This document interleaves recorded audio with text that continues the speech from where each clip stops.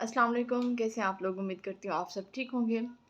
तो general knowledge की तो हमारी सीरीज़ चल ही रही है बीपीएस 5 टू बीपीएस 15 के लिए। लेकिन बहुत से कमेंट्स आ रहे थे कि एवरीडे साइंस के बारे में भी जो है आप वीडियोस बनाएं। तो इंशाल्लाह कोशिश यही होगी कि रोज़ाना 1 से 2 वीडियोस बनाऊं। कोशिश यही होगी कि 2 वीडियोस आपको एवरीडे साइंस की मिलें और 1 वीडियो जो है आपको जनरल नॉलेज की मिले।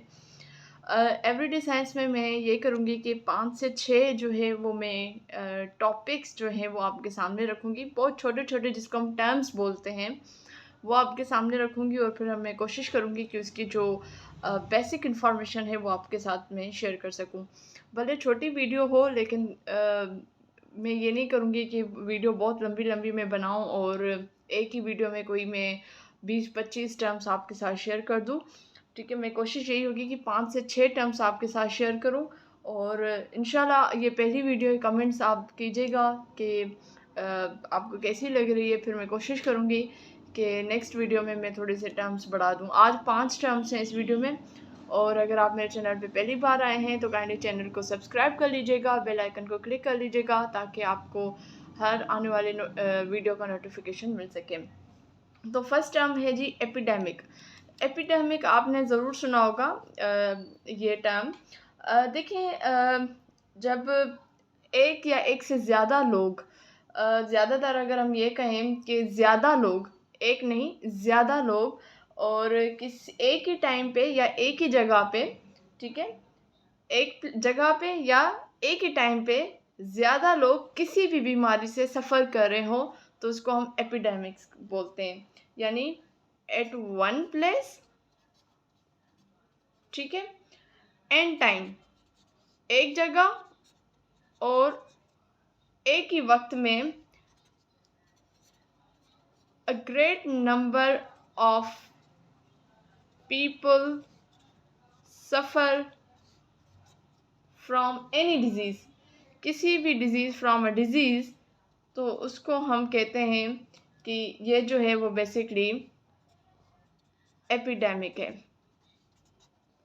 ठीक है, क्या है? एपिडेमिक है। अब देखिए, ये जो होती है एपिडेमिक, वो ट्रैवल भी करती है from one place to another place. ठीक है, ये ट्रैवल भी करती है from one place to another place. अब अगर आप एपिडेमिक का देखें तो ये आपने टर्म ज़्यादातर जब कोविड-19 आया था, कोरोना के टाइम पे आपने ये वर्ड बहुत सुना होगा, क्योंकि देखिए एक ही टाइम पे बहुत ज़्यादा लोग सफ़र कर रहे थे और ये ट्रैवल भी हो रहा था। यानी it can travel from one place to another place. यानी स्टार्ट कहाँ से हुआ था? चाइना से स्टार्ट हुआ था और फिर देखें बहुत सारे मुल्क जो हैं वो इससे इफ़ेक्ट हुए थे। ठीक, उसके अलावा एग्जाम्पल्स अगर हम इसके नोट करें तो कौन कौन से एग्जाम्पल्स इसमें आएंगे? सबसे पहले इन्फ्लुएंज़ा, ठीक है, ये एपिडेमिक है। उसके अलावा स्मॉल पॉक्स, ये एपिडेमिक्स है। और उसके अलावा कॉलरा, ये मेजर जो है 3 मेन डिजीज़ेस हैं। आप इसमें कोरोना भी आप ऐड कर सकते हो। तो ये आपके एपिडेमिक्स हैं। ठीक है, आई होप यहाँ तक ये बात क्लियर हो गई होगी। उसके बाद आ जाए एंडेमिक पे। ये है एपिडेमिक, यह है एंडेमिक। अब एंडेमिक क्या होती है?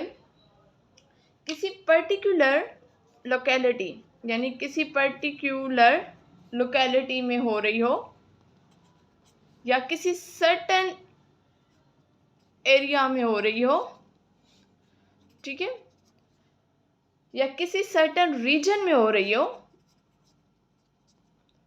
ऐसी डिजीज़ को हम एंडेमिक डिजीज़ कहते हैं। अब इसका एक एग्जांपल देखें, एक वक्त आया था थर में कोई एक बीमारी हुई थी, जिसमें अगर आप देखें कि जानवर वहाँ पे मर रहे थे, तो हम यहाँ मोर ख़ास करके वहाँ पे मर रहे थे, तो हम ये कहेंगे कि ये एंडेमिक है। यानी किसी एक पर्टिकुलर लोकेलिटी में था या किसी सर्टेन एरिया में था या किसी सर्टेन रीजन की हम बात करें तो ये आपका एंडेमिक हो जाएगा। ठीक है, और ये जो एंडेमिक होता है वो ट्रेवल नहीं करता। It can not travel from one place to another place. ये बहुत इंपॉर्टेंट पॉइंट है। ठीक है, अब इसके एग्जांपल्स कौन कौन से हैं? इसके एग्जांपल्स देखें, गॉइटर जो है एक डिज़ीज़ है जो अक्सर आयोडीन डेफिशिएंसी की वजह से होती है गले में, ठीक है। तो ये बेसिकली एग्जाम्पल है किसका, एंडेमिक का। अच्छा, उसके बाद एक थर्ड टर्म है विच इज़ पोलिनेशन। पोलिनेशन, एक बात याद रखें, जब भी किसी भी लफ्ज़ में जो है TION यानी शन की आए, या नेशन की कह लें, या शन TION कह लें, तो आप समझ लें कि एक अमल है, प्रोसेस है, इट्स अ प्रोसेस। ये एक प्रोसेस है जिसमें जो पोलेंस होते हैं, फ्लावर्स में जो पोलेंस होते हैं, वो ट्रेवल्स करते हैं from male reproductive organ to female reproductive organ of plant. तो इसको हम पोलिनेशन कहते हैं। यानी जो पोलेंस होते हैं कहाँ के, मेल फ्लावरिंग प्लांट के, वो फीमेल रिप्रोडक्टिव ऑर्गन में जो है वो ट्रांसफ़र हो रहे होते हैं, तो इसको हम पोलिनेशन कहते हैं, ठीक है। उसके अलावा ये पोलिनेशन जो है ये हमेशा, मतलब ज़ाहिर से ये जो है वो प्लांट के रिलेटेड टर्म है, यानी प्लांट्स में ये अमल हो रहा होता है। और उसके बाद इसका जो प्रोडक्ट क्या निकलता है कि एक पोलिनेशन का जो प्रोडक्ट है वो एक सीड बनता है, ठीक, क्या बनता है, सीड बनता है। अब सवाल ये है कि पोलिनेशन होता किस तरीके से। पोलिनेशन एनिमल के थ्रू भी होता है, पोलिनेशन बर्ड्स के थ्रू भी होता है, पोलिनेशन इंसेक्ट के थ्रू भी होता है, हवा के थ्रू भी होता है, और पानी के थ्रू भी होता है। अब जैसे फॉर एग्जांपल ये एक फ्लावर है, ठीक है, हम अगर एक एग्जांपल ले लें, ये एक फ्लावर है और यहाँ पे ये पोलेंस मौजूद हैं। तो कोई भी बर्ड है, कोई भी इंसेक्ट है, या यहाँ से कोई एनिमल है वो गुज़र रहा है, तो ये जो पोलेंस हैं ये बर्ड के पाँव में लग जाएंगे, या नेक्टर चूसेंगे, जो बर्ड है वो नेक्टर जो है उसका सक करती हैं, तो वो उसके चोंच में चले जाएंगे पोलेंस, या हवा के थ्रू यहाँ से उड़कर फिर ये फीमेल की तरफ जाएंगे, या इस तरीके से जो है पोलेंस ट्रांसफ़र होते हैं from male reproductive organ to female reproductive organ, तो इसको हम पोलिनेशन कह रहे होते हैं, ठीक है। और ये एनिमल, बर्ड्स, इंसेक्ट, विंड, पानी के ज़रिए होता है, यानी पानी आया, ये पोलेंस जो है पानी के थ्रू बहकर और किसी फीमेल फ्लावरिंग प्लांट की तरफ चला गया, और उसके साथ उसने एक वो अटैच हो गए, तो ये रिप्रोडक्टिव का अमल शुरू हो जाएगा जी। अब फोर्थ टर्म है विच इज़ थर्मोप्लास्टिक। अब थर्मो का मतलब, थर्म आपको पता है हीट से, इसका मतलब होता है हीट, ठीक है, इसका मतलब क्या हो जाएगा, हीट। और प्लास्टिक तो आपको पता है, प्लास्टिक की बात हो रही होती है। Plastic that can be melted again and again, यानी आप उसको with the help of melt, हम किससे करेंगे, जाहिर सी बात है प्लास्टिक को हीट मिलेगी तो वो मेल्ट होगा। तो melted again and again are known as thermoplastic।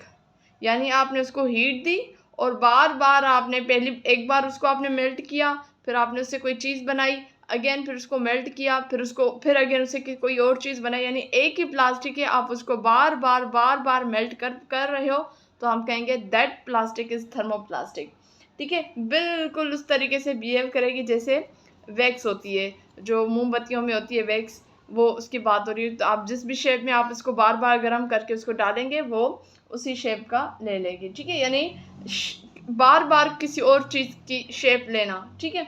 उसके अलावा इसके एग्जांपल्स देख लें कि कौन कौन से प्लास्टिक जो है वो बेसिकली थर्मोप्लास्टिक हैं। जैसे नायलॉन है, ये बेसिकली थर्मोप्लास्टिक है। उसके अलावा जी PVC है, इसको हम कहते हैं पॉलीविनाइल क्लोराइड, ठीक है, तो ये आपका PVC हो जाएगा। उसके अलावा जी टेफ्लॉन भी बेसिकली एक टाइप है प्लास्टिक की, और जो थर्मोप्लास्टिक के अंडर आती है, under the umbrella of thermoplastic. तो नायलॉन भी एक आपका थर्मोप्लास्टिक है, PVC यानी पॉलीविनाइल क्लोराइड भी आपका थर्मोप्लास्टिक है, और टेफ्लॉन, बेसिकली स्पेलिंग मैंने गलत लिख ली है, दैट इज़ टेफ्लॉन, ठीक है, FLON, तो ये भी आपके थर्मोप्लास्टिक है। उसके बाद आ जाए जी थर्मोसेटिंग प्लास्टिक। अब थर्म का मतलब है हीट, ठीक है। अब ऐसी प्लास्टिक जो that can be melted only once, यानी आप उसको एक ही बार मेल्ट कर सको, जिस शेप में देना है आप उसको उसी शेप में दे दो, बार बार आप उसको मेल्ट नहीं कर सकते। That plastic is called thermosetting plastic. ठीक है, और आपने उसको एक बार जो है वो मेल्ट कर दिया, मेल्ट हो गया, उसके बाद वो जो प्लास्टिक है वो इट बिकम हार्ड, और आप इसको दोबारा जो है वो मेल्ट नहीं कर सकते, या आप इसको बार बार शेप में नहीं तब्दील नहीं कर सकते। आपने एक बार जिस शेप में लेकर आए वो उसी शेप में रहेगा। अब इसके एग्जांपल्स देख लें। इसके एग्जांपल है जी, पॉलिस्टर्स जो है वो आपका थर्मोसेटिंग प्लास्टिक है, और उसके अलावा जी बैकलाइट जो है वो आपका बैकलाइट भी जो है वो आपका थर्मोसेटिंग प्लास्टिक है। तो आपके पास एग्जांपल्स आ सकते हैं, आपके पास पॉलिस्टर्स लिखा हुआ आपसे पूछ सकते हैं कि थर्मोप्लास्टिक या थर्मोसेटिंग प्लास्टिक है, तो आप थर्मोसेटिंग प्लास्टिक को करेंगे। आई होप आपको ये सीरीज़ अच्छी लग रही होगी, कमेंट सेक्शन में ज़रूर बताइएगा। आज ये पहली वीडियो थी तो सिर्फ मैंने 5 टर्म्स ऐड किए हैं।